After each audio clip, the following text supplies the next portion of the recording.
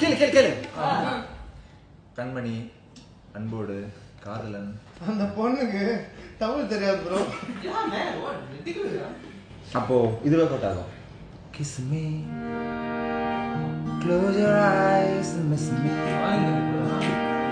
close your eyes, I can read your lips on your fingertips, I can see your smile come on my lips, happiness in your eyes.